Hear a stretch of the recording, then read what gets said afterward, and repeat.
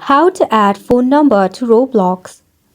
Hey there, welcome back to the channel, and let's get right into this tutorial. To add your phone number to Roblox, launch a Roblox application in your device. In here, make sure you have logged in into your Roblox account. Now to add your phone number, you need to click on the three dot icon or the more option at the bottom right. Then go ahead and check out your settings. In the settings, click on Account Info. Right over here, you can see the option of phone number. However, Roblox has deactivated the phone number feature for some of the reason. If you are from one of the reason, then you won't see the option of add phone number.